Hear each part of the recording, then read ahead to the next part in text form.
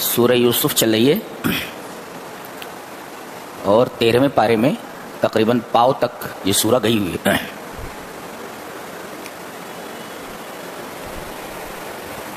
اس سورہ کریمہ کا اساسی محور 3 چیزیں ہیں.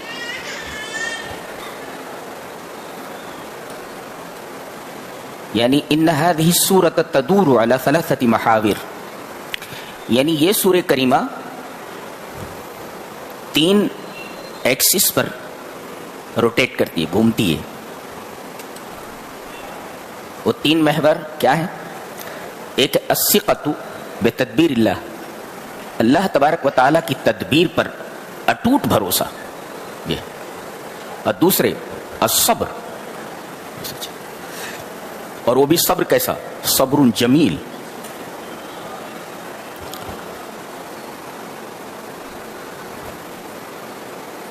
اور تیسری چیز ہے تقوی، ومن یتق ویصبر. تو یہ 3 ایکسس کے اوپر گھومتی ہے یہ پوری سورہ. یہ سورہ کریمہ ایک خواب سے شروع ہوتی ہے اور اس کی تعبیر پر ختم ہو جاتی ہے.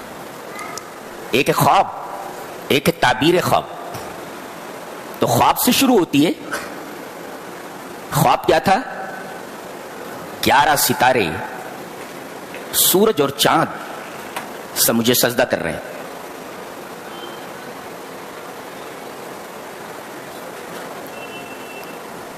گیارہ ستارے کون؟ برادران یوسف، حضرت یوسف علیہ السلام کے بھائی. سورج کون؟ باپ. قمر کون؟ چاند کون؟ کہ ماں. یہاں سورج کہا گیا ہے باپ کو، اور قمر سے مراد ان کی ماں. اور آپ کو معلوم ہے کہ چاند کی روشنی یہ مستعار ہے سورج سے، یعنی عورت کو ہمیشہ مرد کے تحت رہنا چاہیے. اسی میں اس کی عزت ہے، اسی میں اس کی آبرو کی حفاظت ہے. اسی وجہ سے مردوں کو قوام بنایا گیا ہے. تو خواب یہ تھا، اور پھر تمام بھائی جمع ہو جاتے ہیں آخر میں، اور سب سجدے میں گر جاتے ہیں، اور ماں باپ کو تخت کے اوپر بٹھا دیا جاتا ہے. یہ سورج، یہ چاند اور یہ 11 ستارے یہ سر بسجود ہیں. آپ فرما رہے ہیں ھذا تأویل رؤیایا، یہ میرے خواب کی تعبیر ہے. آخر میں فرمایا گیا ھذا تأویل رؤیا، یہ میرے خواب کی تعبیر ہے. تو یہ سورہ کریمہ ایک خواب سے شروع ہوتی ہے اور خواب کی تعبیر پر ختم ہو جاتی ہے.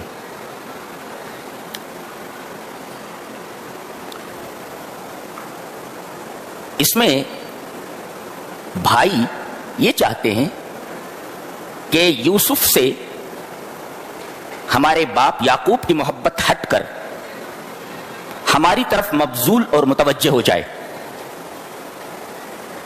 لہذا ان کو راستے سے ہٹا دیا جائے. ایک مفسر کہتا ہے بڑے بیوقوف ہیں یہ لوگ. ما علموا ان الحب لا یغادر مع الاجساد، کہ ان لوگوں کو یہ معلوم نہیں کہ جسم جدا ہونے سے محبت جدا نہیں ہوتی ہے بلکہ اور بڑھ جاتی ہے. یہ بڑے بیوقوف. ما علموا ان الحب لا یغادر مع الاجساد، کہ ان کو پتا نہیں کہ جسم جدا ہونے سے محبت جدا نہیں ہوتی بلکہ جسموں کے جدا ہونے کے بعد محبت اور زیادہ بڑھ جاتی ہے. ان کو یہ پتہ نہیں تھا. اس سورہ کریمہ میں 3 چالوں کا ذکر ہے. قید کہتے ہیں چال کو، چھوٹی کاف یہ دال، قید. قید مینس چال، چال چلنا بولتا. اس سورہ کریمہ میں 3 قسم کی قید ہے، 3 قسم کی چالیں ہیں.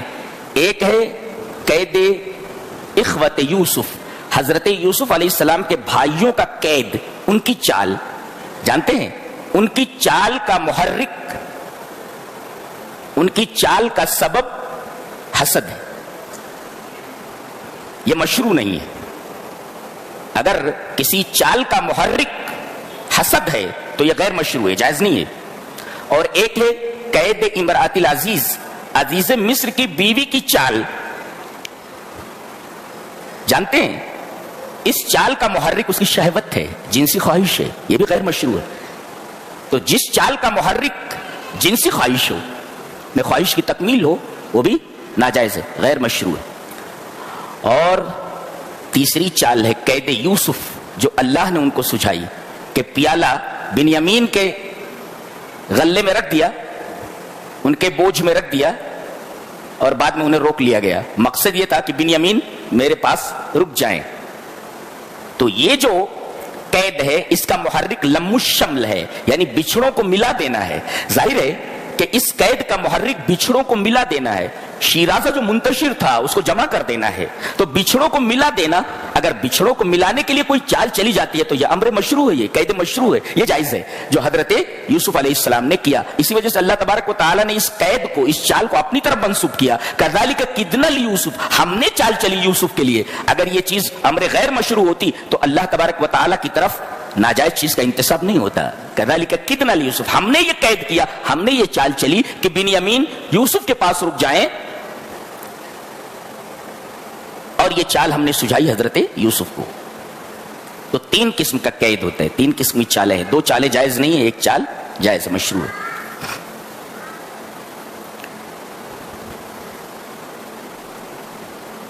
اور اس میں تین قسم کے صبر کا تذکرہ ہے.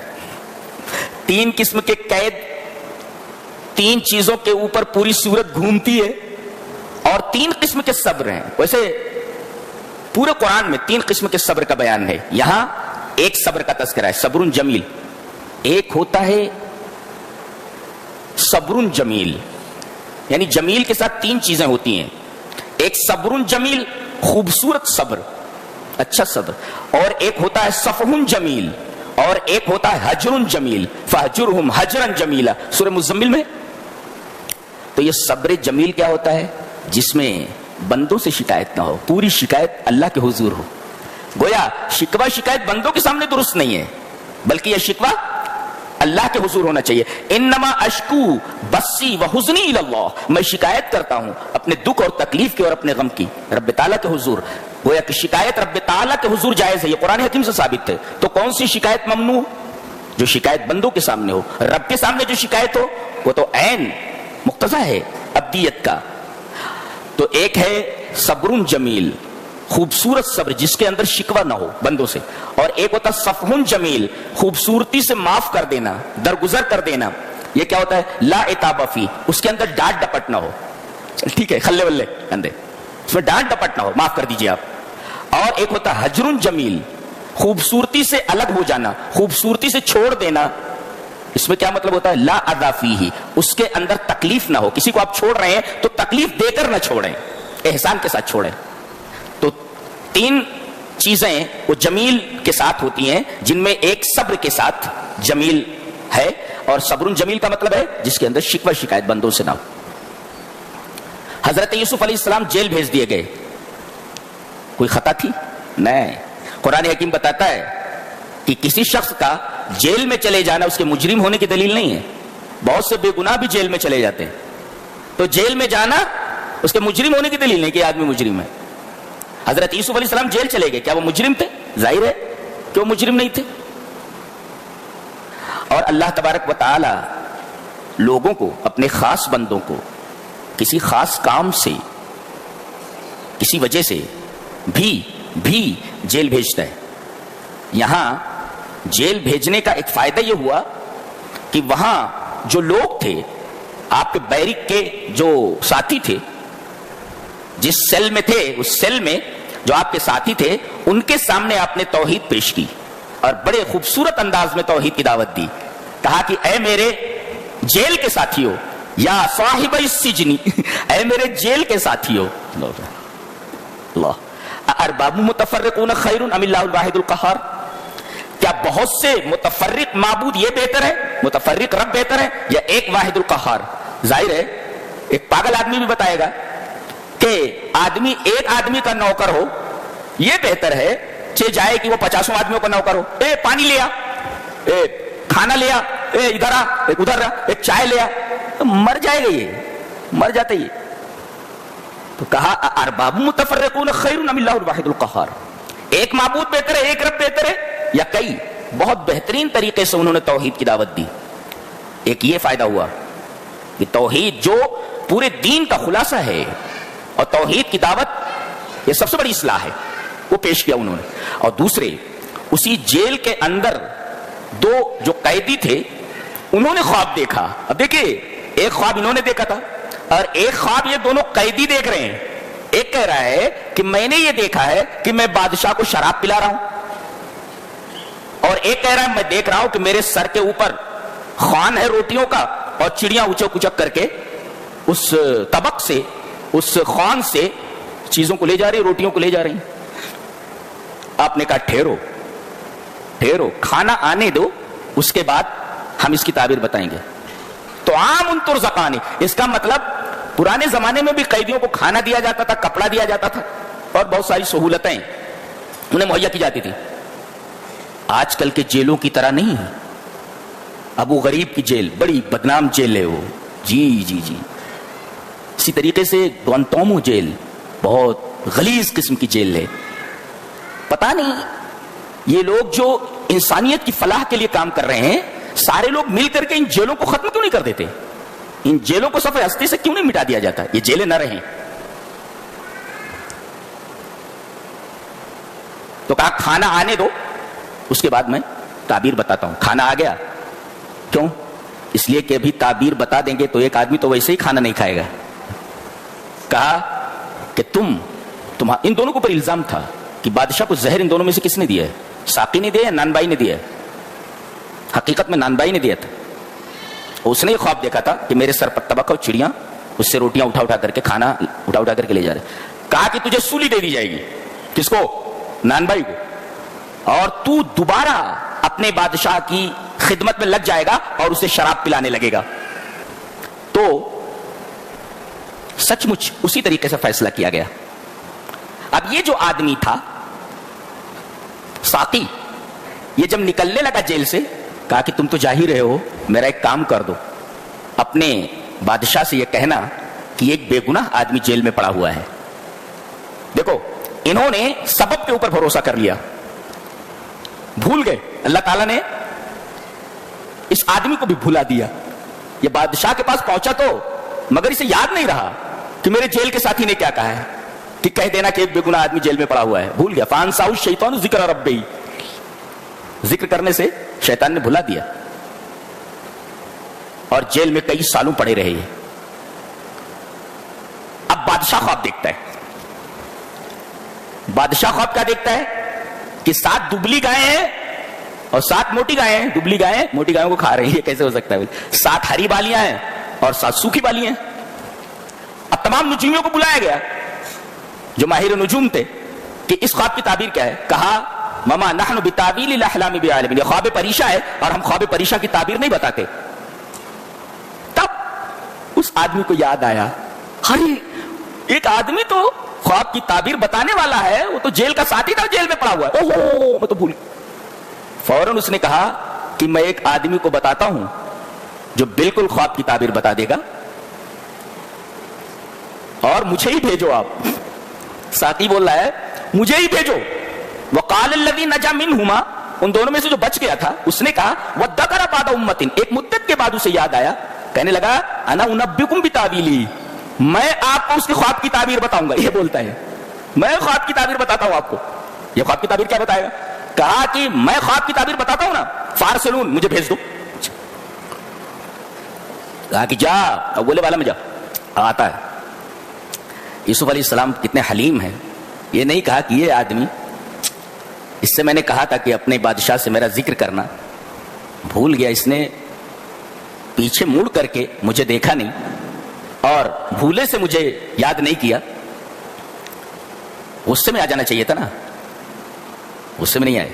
یہ کہہ رہا ہے یوسف ایھا الصدیق، اے سچے یوسف، افتنا، ہمیں بتاؤ، ہمارے بادشاہ نے خواب دیکھا ہے، فی سبع بقرات سمان، کہ 7 موٹی گائیں ہیں، یاکلہن 7 عجاف، کہ 7 دبلی گائیں ان کو کھا رہی ہیں، وسبع سنبلات خضر، 7 ہری بالیاں ہیں، واخر یابسات، اور 7 یہ سوکھی بالیاں ہیں. لعلی ارجع الی الناس لعلہم یعلمون، مجھے خواب کی تعبیر بتا دو تاکہ میں لوٹ کر لوگوں کو بتاؤں، تاکہ لوگ جان لیں۔ انہوں نے یہ نہیں کہا کہ میں خواب کی تعبیر نہیں بتاؤں گا، تو نے میرے ساتھ بہت برا سلوک کیا ہے، تیری وجہ سے میں کتنے سال سے جیل میں پڑا ہوا ہوں۔ نہیں، فوراً انہوں نے خواب کی تعبیر بتا دی۔ قال تزرعون 7 سنین دابا، کہا کہ یہ 7 جو موٹی گائیں ہیں اور یہ 7 جو سوکھی گائیں ہیں، دبلی گائیں ہیں، ان کا مطلب سمجھتے ہو کہ 7 سال کے بعد قحط پڑے گا اور وہ 7 سال پر محیط ہوگا۔ جی، تو ان 7 سالوں کے اندر غلے کی پیداوار اتنی ہو جانی چاہیے کہ بقیہ جو 7 سال قحط کے ہیں ان میں لوگوں کو تکلیف نہ ہو۔ اور انہوں نے غلے کو اسٹور کرنے کا طریقہ بھی بتا دیا، فَذَرُوهُ فِي سُنبُلِهِ، دانا نکالنا نہیں، بالی ہی کے اندر دانا رہن دو، ایسا اسٹور کر کے رکھ دو۔ ظاہر ہے بڑے بڑے مکانات بنائے ہوں گے، کھیتیوں کو جو ہے ڈیولپ کرنے کے لیے طرح طرح کے بیج لائے گئے ہوں گے، اس لیے کہ 7 سال قحط کو ڈیل کر رہا ہے۔ بہرحال ایسا ہوا۔ بادشاہ کو جا کر کس نے خواب کی تعبیر بتائی؟ وقال الملک اتونی بھی، ارے جلدی سے لے کر کے آؤ ان کو، یہ تو بہت عجیب و غریب آدمی ہے، لے کر کے آؤ۔ فلما جاءہ الرسول، جب بلانے والا آیا، قاصد آیا، کہا کہ فرجع الی ربک، بادشاہ سلامت آپ کو بلا رہے ہیں، آپ چلیے۔ کہا کہ نہیں، فاسألہ ما بال النسوۃ، پہلے میرے معاملے کی تحقیق ہونی چاہیے کہ میں حقیقی مجرم ہوں یا میں بے گناہ تھا، پہلے اس کی تحقیق ہونی چاہیے۔ تحقیق ہوئی، مصر کی جو عورتیں تھیں انہوں نے گواہی دے دی کہ یہ بے گناہ ہے، اور خود عزیز مصر کی بیوی نے بھی کہہ دیا کہ یہ گناہگار نہیں ہے۔ الآن حس الحق انا راودته عن نفسی، میں نے اس کو اپنی طرف سے پھسلایا تھا اور یہ بے گناہ ہے۔ وَإِنَّهُ لَمِنَ الصَّادِقِينَ، یہ سچا ہے۔ یہ دیکھ اللہ، انہوں نے معاملے کی تحقیق کیوں نہیں کرائی؟ کیوں کرائی جانتے؟ اس وجہ سے کہ اگر انہیں کوئی عہدہ دے دیا جاتا تو لوگ یہ کہتے ہیں نا، ارے یہ وہی ہے جس نے عزیز مصر کی بیوی کے اوپر ہاتھ ڈالا تھا، 10 درازی کی، یہی حضرت ہیں۔ تو معاملے کی تحقیق ہو گئی، سچائی واضح ہو گئی۔ اس کے بعد بادشاہ نے کہا استخلصہ لنفسی، میں تمہیں اپنے لیے خاص کرتا ہوں۔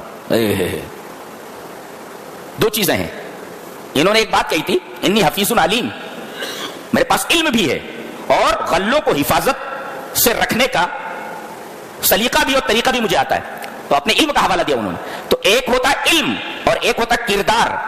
آدمی علم کی وجہ سے قریب ہوتا ہے اور کردار کی وجہ سے چن لیا جاتا ہے۔ دیکھو علم کی وجہ سے قریب ہوئے نا، خواب کی تعبیر بتائی، تعبیر رویا ایک علم ہے، تو خواب کی تعبیر بتانے سے یعنی علم کی وجہ سے بادشاہ نے انہیں اپنے پاس بلایا، قریب کیا، اور ان کا کردار دیکھ کر کے تحقیق ہوئی نا کہ سچا ہے یہ، ان کے کردار کی وجہ سے انہوں نے اپنا خاص آدمی بنا لیا بادشاہ نے۔ تو علم کی وجہ سے آدمی قریب ہوتا ہے اور کردار کی وجہ سے آدمی منتخب کیا جاتا ہے۔ یہ ہے نیتا چننے کا، کارپوریٹر چننے کا، اور کسی عہدے پر بٹھانے کے لیے جو پروسیجر ہے وہ یہی ہے۔ ایک تو علم دیکھا جائے کہ اس عہدے کو سنبھالنے کے لیے اس کے پاس علم ہے یا نہیں ہے، اور دوسرے علم تو ہے مگر کردار نہیں ہے، دے دیا جائے تو اس عہدے کا کہیں غلط استعمال نہ کرے، اس لیے کہ یہ آدمی باکردار نہیں ہے، اس عہدے پر بیٹھ کر کے صرف اپنا گھر بھرے گا، لوگ جائیں جہنم میں۔ تو علم کے ساتھ ساتھ کردار بھی دیکھا جائے، یہ دونوں چیزیں کسی کے اندر ہوں تو اسے سپورٹ کیا جائے۔ جی، ایک مفسر لکھتا ہے اس کے اوپر، کہتا ہے کہ یا صاحب العلم، اے علم والے، اے علم والے، تیری ضرورت تو بادشاہوں کو ہوتی ہے، بادشاہوں کو بھی تیری ضرورت ہوتی ہے، جیسے یوسف کی ضرورت بادشاہ کو پڑ گئی، تو اے علم والے تیری ضرورت بادشاہوں تک کو ہوتی ہے، تو اپنے علم کو ملک الملوک، بادشاہوں کے بادشاہ کے راستے میں استعمال کر، جو بادشاہوں کا بادشاہ ہے، تو اپنے علم کو کہاں استعمال کرنا ہے؟ رب کائنات کے راستے میں، اس کے دین پھیلانے کے لیے، دین پھیلانے کے راستے میں۔ اب یہ قحط کا اثر وہاں بھی پہنچا جہاں کے حضرت یوسف تھے، کنعان میں پہنچا، ان کا جو گاؤں تھا، وہاں کئی اونٹ لے کر کے ان کے بھائی چلے کہ ہم بھی غلہ لے آئے، قحط پڑا ہوا ہے۔ وَجَاءَ إِخْوَةُ يُوسُفَ فَدَخَلُوا عَلَيْهِ فَعَرَفَهُمْ وَهُمْ لَهُ مُنْكِرُونَ، کہا گیا کہ یوسف علیہ السلام کے بھائی جیسے آئے، فَدَخَلُوا عَلَيْهِ، ان کے پاس ان کو پہنچایا گیا، فَعَرَفَهُمْ، دیکھ کر کے ان کو پہچان لیا کہ یہ وہی ہیں، وَهُمْ لَهُ مُنْكِرُونَ، ان لوگوں نے یوسف کو نہیں پہچانا، ان کے خواب و خیال میں بھی نہیں رہا ہوگا کہ جس کو ہم نے کنویں میں ڈال دیا تھا وہ اس وقت مصر کا بادشاہ ہے، عزیز مصر ہے۔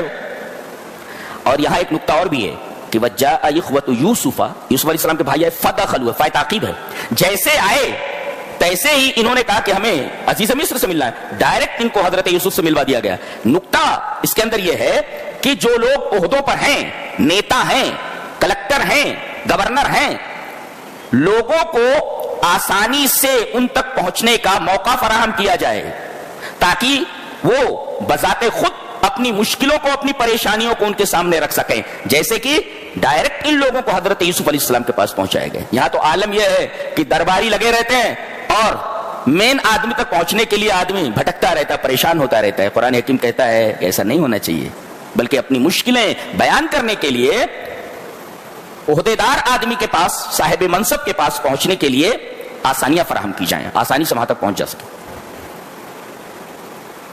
حضرت یوسف تو پہچان گئے۔ اس کے بعد خیر خیریت پوچھی، کون کون ہے؟ بولے گھر میں ایک بوڑھا باپ ہے۔ بولے اور کون ہے؟ وہ اپنے بھائی کے بارے میں پوچھنا چاہ رہے تھے، بنیامین کے بارے میں۔ بولے ایک چھوٹا بھائی ہے ہمارا۔ اچھا اچھا، اب کے آنا تو اس کو لے کر کے آنا۔ فَإِلَّمْ تَأْتُونِي بِهِ فَلَا كَيْلَ لَكُمْ عِنْدِي وَلَا تَقْرَبُونِ، کہا کہ اگر لے کر کے نہیں آئے تو کچھ ملے گا نہیں، ولا تقربون، میرے قریب بھی مت آنا، اس کو لے کر کے آنا۔ اور انہوں نے کہا بھی اوفی الکیل وانا خیر المنزلین، میں پورا پورا پیمانہ دے رہا ہوں کہ نہیں؟ جتنے اونٹ تم لائے ہو، 10 لوگ لائے ہو، اور 10 اونٹ کے اوپر میں نے غلہ رکھوا دیا ہے، کمی نہیں کی ہے۔ اس کے اندر ایک اور بات معلوم ہوئی، ایک مفسر لکھتا ہے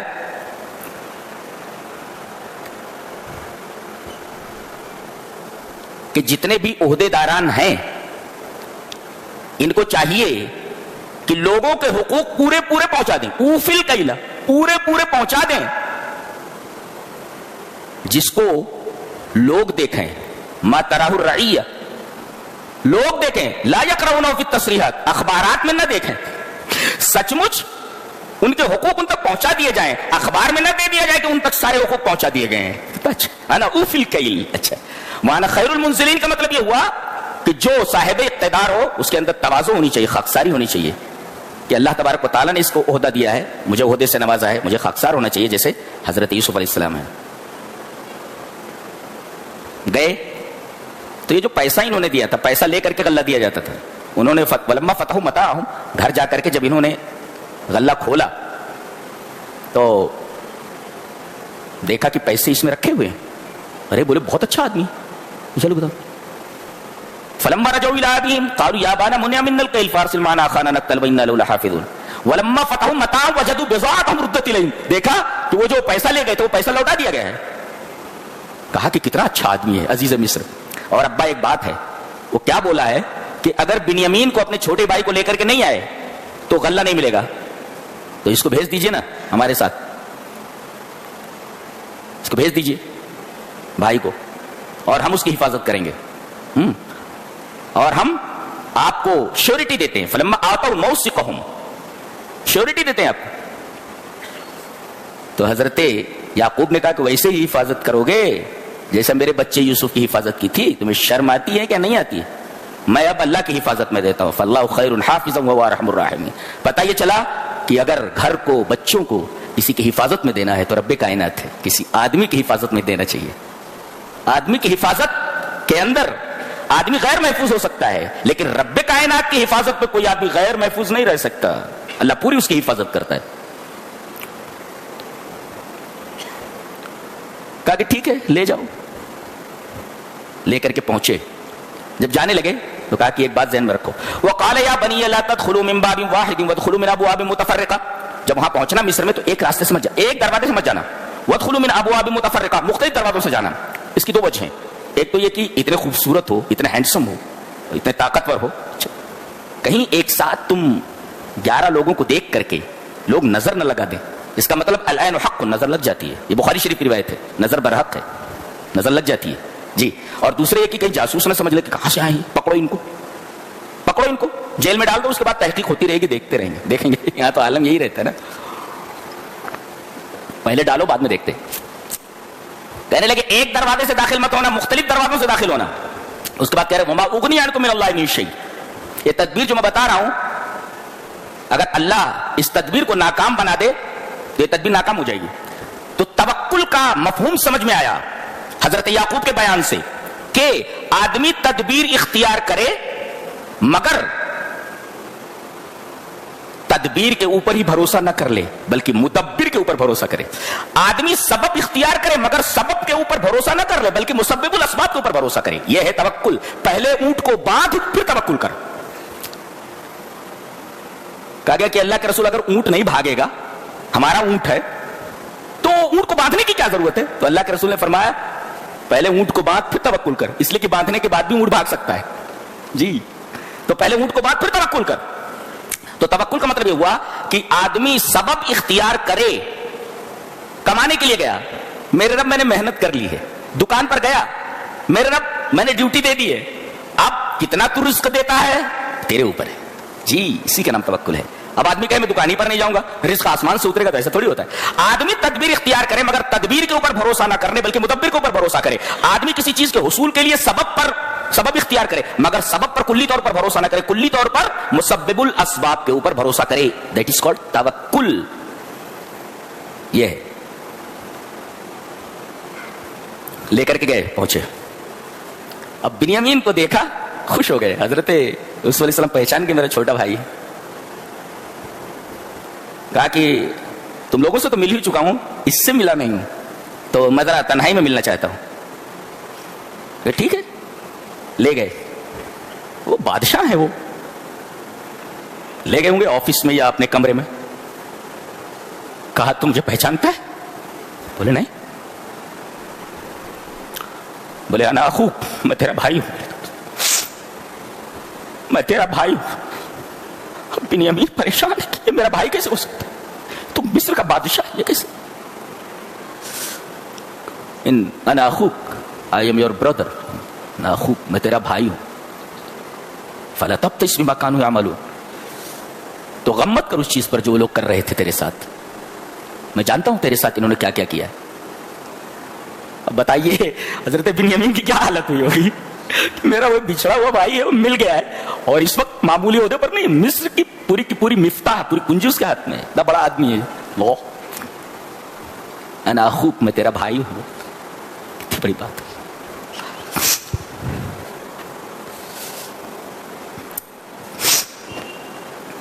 اب ان کو روکنا ہے, تو وہ جو سونے کا پیالہ تھا بادشاہ کا, وہ ان کے کجاوے میں رکھ دیا گیا ہے, ان کے سامان میں رکھ دیا گیا. جب یہ چلے تو کہا پکڑو ذرا ان کو, ہمیں شبہ ہے کہ یہ لوگ بادشاہ کے سونے کا پیالہ لے کر جا رہے ہیں. بادشاہ کا پیالہ ہے. ثم اذن مؤذن ایتها العیر انکم لسارقون, ایک آواز دینے والے نے آواز دی, اے رک جاؤ قافلے والو, تم چور ہو. یو آر تھیپس, چور ہو, رکو. انکم لسارقون, سارق میں چور, تم چور ہو. پلٹے کہ ماذا تفقدون, کیا گم ہو گیا ہے؟ بولے قالوا نفقد سؤال ملک, بادشاہ کا وہ جو پیمانہ ہے وہ گم ہو گیا ہے. تو پہلے ان لوگوں کو بتا دیا گیا تھا, تو پہلے دوسرے بھائیوں کے سامان کو چیک کیا گیا, اور آخر میں حضرت بنیامین کے سامان کو چیک کیا گیا. پیالہ نکل آیا بنیامین کے سامان سے. کہ اچھا. قالوا فما جزاؤہ ان کنتم کاذبین, پہلے کہہ لیا گیا تھا کہ اگر سامان ملا کسی کے پاس تو جانتے ہو سزا کیا ہونی چاہیے. قالوا جزاؤہ من وجد فی رحلہ فہو جزاؤہ, جس کے سامان میں یہ پیالہ پایا جائے اس کو رکھ لیا جائے, اس کو رکھ لیا جائے. یہ خود یہاں کا قانون تھا, حضرت یعقوب علیہ السلام کے ایریا کا قانون تھا. یہ ہم سے اللہ نے کہلوا دیا کہ بھائی ہم اپنے علاقے کے قانون کو اپلائی کریں گے, مانیں گے. ہم نکلا فبدا بیعیتہم قبل بیعی اخی, پہلے ان کا سامان چیک نہیں کیا گیا, بھائیوں کا سامان چیک کیا گیا. ثم استخرجھا من بیعی اخی, بنیامین کے سامان سے اس پیالے کو برآمد کر لیا گیا. کیا بولتے ہو؟ کہہ رہے تو چور نہیں ہو, یہ کیا ہے یہ؟ اب ان کے پاس چیرو تو خون نہیں. پہلے کیا بول کر کے لائے تھے, دیکھو نا باپ سے کیا بولے تھے. دیکھو باپ سے یہ بولے تھے فارسل معنا اخانا, ہمارے ساتھ ہمارے بھائی کو بھیج دو. کیا بولے؟ ہمارا بھائی, اور برادر, ہمارا بھائی. اب یہاں جب فائدہ تھا تب تو ہمارا بھائی, اور جب مطلب ختم ہو گیا تو کیا بول رہے ہیں؟ قالوا ان يسرق فقد سرق اخ له من قبل, اگر اس نے چوری کی ہے تو یہ کوئی نئی بات نہیں, اس کا ایک سگا بھائی بھی تھا, بہت بڑا چور تھا وہ سامنے حضرت یوسف کھڑے ہوئے بولے اس نے چوری کی ہے, کوئی نئی بات نہیں ہے یہ, اس کا ایک بڑا بھائی بھی تھا یوسف نام کا, وہ بھی بہت بڑا چور تھا. فَأَسَرَّهَا يُوسُفُ فِي نَفْسِهِ وَلَمْ يُبْدِهَا لَهُمْ, حضرت یوسف علیہ السلام نے اس کا جواب نہیں دیا, چھپا لیا. ایک مفسر لکھتا ہے کہ کبھی کبھی کوئی دکھ کی اور تکلیف کی بات تمہارے رشتہ داروں, تمہارے قریبی لوگوں کی طرف سے سننے میں آئے گی تو اسے اپنے دل ہی میں رکھ لو, اس کو ظاہر مت کرو. ایسا ہوتا ہے کہ دل دکھانے والے اپنے ہی لوگ ہوتے ہیں, تو چھپا لو اس کو. اثر رہا, آج بھائی بھائی کا دشمن جی. اب وہ منت سماجت کرنے لگے, ہم میں سے کسی کو رکھ لو, میرا بوڑھا باپ, ہمارا بوڑھا باپ اس کے بغیر نہیں رہ سکتا, زندہ نہیں رہ سکتا, اس کو جانے دو, اس کی جگہ پر ہم کو رکھ لو, ہم میں سے کسی کو رکھ لو. قالوا یا ایھا العزیز ان لہ ابا شیخا کبیرا, اس کا ایک بوڑھا باپ ہے, فخذ احدنا مکانا, ہم میں سے کسی کو اس کی جگہ رکھ لو. انا نراک من المحسنین, ہم تمہیں ایک اچھا آدمی دیکھتے ہیں. اچھا آدمی. قال معاذ اللہ, یہ تو روکنا ہی چاہ رہے. قال معاذ اللہ, بولے اللہ کی پناہ, ناخذ الا ما وجدنا متاعنا عنده انا اذا لظالمون, غلطی کوئی کرے, پکڑا کوئی جائے, یہ تو ظلم ہے. انا اذا لظالمون, اگر ہم اس کی جگہ کسی اور کو رکھ لیں گے تو یہ تو ظلم ہوگا. ایسا کیسے ہم کر سکتے ہیں, تم ظلم کی دعوت دیتے ہو. فلما استيئسوا منه خلصوا نجيا, جب مایوس ہو گئے تو وہاں سے ہٹ گئے, کہا کہ اب چلو. آئے, حضرت یعقوب نے پوچھا بچہ کہاں ہے میرا, وہ تو نہیں دکھ رہا ہے. فقولوا یا ابانا ان ابنک سرق, یہ بھی نہیں کہہ رہے کہ ہمارے بھائی نے چوری کی, تمہارے بیٹے نے چوری کی بولتے ہیں. یہ دیکھو, جب مطلب تھا تو بولتے تھے ہمارا بھائی, اب بول رہے ہیں تمہارے بیٹے نے چوری کی ہے. ایک مفسر لکھتا ہے قمت الانتہازیتی ان تغیر الخطاب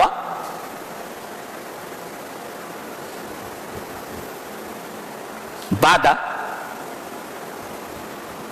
تغیر المصلحہ, کہ یہ موقع پرستی کی, ابن الوقتی کی انتہا ہے کہ منفعت اور فائدہ اور مطلب ختم ہو جائے تو آدمی کی خطاب کا انداز بدل جائے. پہلے تو ہمارا بھائی, اب کہہ رہے تیرا بیٹا, تمہارے بیٹے نے چوری کی, لے جانا تھا تو ہمارا بھائی, اور جب مطلب ختم ہو گیا تو کہہ رہے کہ تیرے بیٹے نے, آپ کے بیٹے نے چوری کی. یہ موقع پرستی کی اور ابن الوقتی کی انتہا ہے, قمت الانتہازیہ. اور ہم نے تو دیکھا نہیں کہ اس نے چوری کی ہے, بس جو لوگ بول رہے ہیں وہی ہم بول رہے ہیں. باپ پوچھ سکتا تھا تم نے چوری کرتے ہوئے دیکھا, تو پہلے ہی بول دیا انہوں نے, وما شہدنا الا بما علمنا, لوگ بول رہے تو ہم نے بول دیا, وما كنا للغیب حافظین, غیب کا علم اللہ تبارک تعالیٰ کو ہے, ہم نے اسے چوری کرتے ہوئے نہیں دیکھا.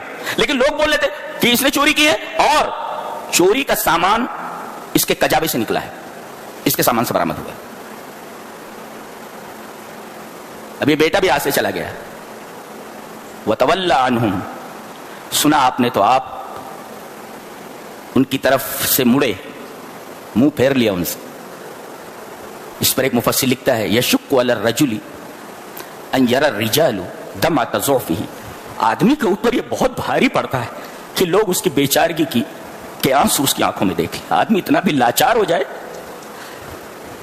یہ بہت بھاری پڑتا ہے کہ آدمی اس کی لاچاری اور بیچارگی کے آنسو کو لوگ دیکھ لیں. لہذا انہوں نے ان کی طرف پیٹ پھیر لیا اور اپنے حجرے میں گئے. وقال یا آسف علی یوسف, ہائے میرے بچے یوسف, گم ہوئے بنیامین, اور افسوس ظاہر کر رہے ہیں حضرت یوسف پر. ایک مفسر لکھتا ہے کہ نیا غم پرانے غم کو تازہ کر دیتا ہے, نئی پریشانی, نئی مصیبت پرانی پریشانی کو یاد دلا دیتی, تو نیا غم پرانے غم کو ہرا کر دیتا ہے. بچوں کے سامنے نے کہا یا آسفا علی یوسف, ہائے میرے بچے یوسف, گم ہوئے بنیامین, ان کو گم ہوئے تو کتنے سال گزر گئے. دیکھو اس نئی مصیبت سے پرانی مصیبت کی یاد تازہ ہو گئی, ہائے میرا یوسف. وَبِيَضَّتْ عَيْنَاهُ مِنَ الْحُزْنِ, ان کی آنکھیں غم کی وجہ سے سفید ہو گئی تھی. ایک صاحب نے لکھا کہ اعظم ما یصیب المحزون مرض السکری والزغط هذا یفقد بصرہ من الالم. کہتے ہیں آدمی کو بہت زیادہ ٹینشن ہو جائے اور ٹینشن ختم نہ ہو تو سب سے پہلی بیماری جو اسے پکڑتی ہے مرض السکر ہے, وہ شکر کی بیماری ہے, والزقت اور بلڈ پریشر ہے. سب سے پہلی بیماری جو اس کو پکڑتی ہے. مفسر کا تجربہ ہے, بولتا ہے کہ اگر غم مسلسل ہو تو آدمی شکر کی بیماری میں مبتلا ہو جاتا ہے اور بلڈ پریشر ہو جاتا ہے, اس کو زقت ہو جاتا ہے, جس سے اس کی آنکھوں کی بینائی چلی جاتی. آنکھیں سفید ہو گئی تھی. کچھ لوگ کہتے ہیں ضعف بصرہ, آنکھوں کی بینائی بہت کم ہو گئی تھی, اور بعض لوگ کہتے ہیں ذہب بصرہ, مکمل اندھے ہو گئے تھے, اب بینائی چلی گئی تھی. اور فہو قزیم, قزیم کا مطلب ہوتا ہے کاظم الحزن لا یظہر بین الناس, گھٹ گھٹ کر کے اندر اندر گھٹتے رہنا, اپنے غم کو پیتے رہنا اور لوگوں کے سامنے ظاہر نہ کرنا, اس کو کہتے ہیں قزیم. جو اندر اپنے غم کو لیے ہوئے گھٹ رہا ہو, لوگوں کے سامنے اسے بیان نہ کر رہا ہو, ظاہر نہ کر رہا ہو, تو اس کو کہتے ہیں قزیم, گھٹ گھٹ کر جی رہا. ایک بیٹا تو گیا ہی تھا, دوسرا بیٹا بھی چلا گیا.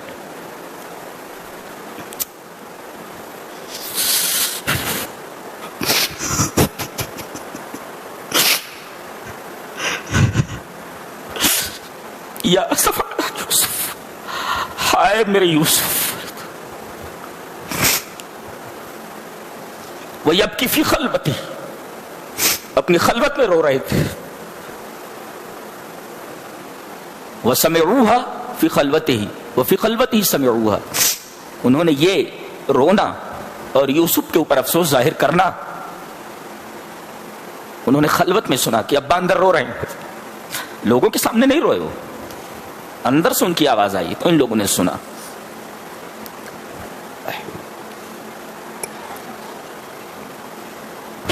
انبیاء کے جو واقعات ہوتے ہیں ان کو پڑھنے کے بعد آدمی چاہیے اس کو سیریسلی لے, اس کو اپنی زندگی میں اس کو نافذ کرے. کہا جاؤ میرے یوسف کو تلاش کرو, یہ نہیں کہہ رہے بنیامین کو تلاش کرو, اس لیے کہ بنیامین کے بارے میں معلوم ہے کہ وہ ان کے پاس ہے, وہ مل جائے گا, اس لیے کہ بادشاہ نے روک لیا ہے. یہ کہہ رہے ہیں یا بنی یذھبوا, میرے بچوں, میرے بیٹوں, فتحسسوا من یوسف, میرے بچے کو ڈھونڈو, واخیہ, اور اس کو بھی ڈھونڈو. پہلے یوسف کا تذکرہ ہے پھر اخی کا, اس وجہ سے کہ یوسف کے بارے میں تو معلوم ہے کہ وہ لاپتہ ہیں, لیکن اخی ان کے بھائی کے بارے میں پتہ تو ہے لیکن پتہ نہیں ملے گا کہ نہیں ملے گا, لہذا یوسف کا تذکرہ پہلے, اخی کا بعد میں ہے. اور دیکھو وَلَا تَيْأَسُوا مِن رَوْحِ اللَّهِ, دیکھو تو میں نے بتایا تھا کہ یہ سورت 3 محوروں کے اوپر گھومتی ہے, جس میں ایک تو ہے کہ الثقۃ فی تدبیر اللہ, بتدبیر اللہ تبارک و تعالیٰ کی تدبیر کے اوپر اٹوٹ بھروسہ, اور دوسرا صبر جمیل, اور تیسرے عدم یاس, تقوی کے ساتھ. عدم یاس کا مطلب مایوس نہیں ہونا, حالات کتنے بھی خراب ہو جائیں آدمی کو پر امید رہنا چاہیے. یہ سبق ملتا ہے, آدمی کو کبھی ہمت نہیں ہارنی چاہیے, کبھی امید کا دامن نہیں چھوڑنا چاہیے. دیکھیں ایک باپ ہے 20 سال سے بچہ گم ہے, لیکن امید ہے کہ امید کا چراغ جل ہی رہا ہے. اجڑ گیا ہے یہ گھر اور چراغ جلتا ہے, ایسا ہونا چاہیے. دل کا گھر اجڑ جائے مگر کھنڈر میں اس گھر کے چراغ جلتے رہنا چاہیے امیدوں کا. تباہ کار ہے دل اور امید باقی ہے, تباہ کار ہے دل اور امید باقی ہے. اجڑ گیا ہے یہ گھر اور چراغ جلتا ہے. تو دل کتنا بھی ٹوٹ جائے, دل کا گھر کھنڈر ہو جائے, دل کا محل کھنڈر میں تبدیل ہو جائے, مگر اس میں آرزوؤں کا, یادوں کا اور امیدوں کا چراغ بجھنا نہیں چاہیے, جلتے رہنا چاہیے. انڈرسٹینڈ؟ یہ تعلیم ملتی ہے. بڑی حیرت انگیز بک ہے, اسے سینے سے لگا لو ساری پریشانیاں دور ہو جاتی. بہت عجیب و غریب بک ہے, معلوم ہے, اور اسی کتاب کو چھوڑنے کی وجہ سے ہم لوگ پوری دنیا میں لاج جوتے کھا رہے ہیں. گئے, حضرت یوسف نے کہا اب ظاہر کر دینا چاہیے, اب ظاہر کر دینا چاہیے, بہت ہو گیا.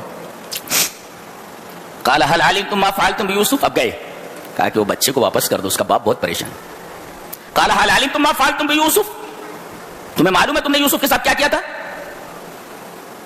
بولنے لگے اس کو کیسے معلوم, یوسف کے بارے میں اس کو کیسے معلوم؟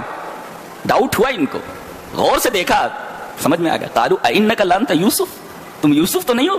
قال انا یوسف وهذا اخی, میں یوسف میرا بھائی ہے. ظاہر کر دیا انہوں نے. اور فوراً کہا لا تثریب علیکم اليوم, آج تمہارے اوپر کوئی ملامت نہیں ہے اور تمہارے اوپر کوئی آر نہیں ہے. اور جانتے ہیں لا تثریب علیکم اليوم کہہ کر کے کیا کہہ رہے ہیں؟ یغفر اللہ لکم، اللہ تمہیں معاف کرے. کتنی بڑی بات ہے یہ، کتنی بڑی بات ہے. پہلے کہہ رہے ہیں کہ میں نے تم کو معاف کر دیا، میں تم کو ملامت نہیں کروں گا جو تم نے میرے ساتھ کیا، اور میں تم کو آیا بھی نہیں دلاؤں گا. یہ کہنے کے بعد کہہ رہے ہیں اب تمہیں اللہ معاف کرے، یغفر اللہ لکم، اللہ تمہیں معاف کرے. اور کہنے لگے میری قمیص لے جاؤ، میرے ابا کے چہرے کے اوپر ڈال دو، بینائی آ جائے گی. ایک قمیص لے جانے کی کیا ضرورت تھی؟ کچھ اور چیز بھیج دیتے. ارے اسی قمیص کی وجہ سے تو غم آیا تھا. اس قمیص کو دیکھ کر کے وہ لائے تھے نا، بھیڑیا کھا گیا تو اس قمیص کو دیکھ کر کے غم شروع ہوا تھا. اب یہ قمیص لے جا کر کے ڈال دو، یہ قمیص ہی ذریعہ بن جائے آپ کو سرور کا، خوشی کا.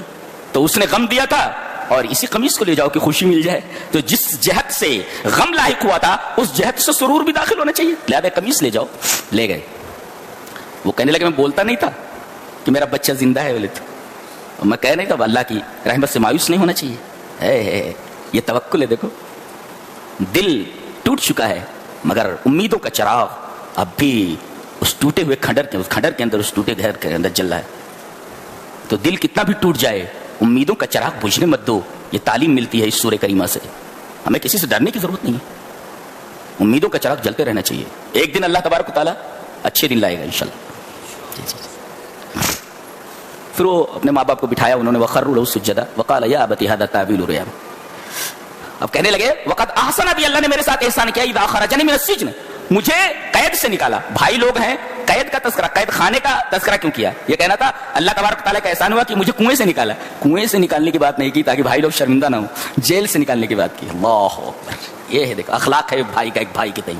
ایک اچھے بھائی کا اخلاق ایک خراب بھائی کے تعلق سے. اس کا احسان ہے کہ اس نے جیل سے نکالا. یہ نہیں کہا کہ اس کا احسان ہے کہ کنویں سے نکالا تاکہ بھائی لوگ شرمندہ نہ ہو. خیال. اور دعا کر رہے ہیں توفنی مسلم والحقنی بالصالحین. میرے رب میری موت دینا تو اسلام کے اوپر دینا. تو ہر مومن کو دعا کرنی چاہیے میرے رب موت دینا تو اسلام کے اوپر موت دینا. یہ حضرت یوسف علیہ السلام کی دعا ہے.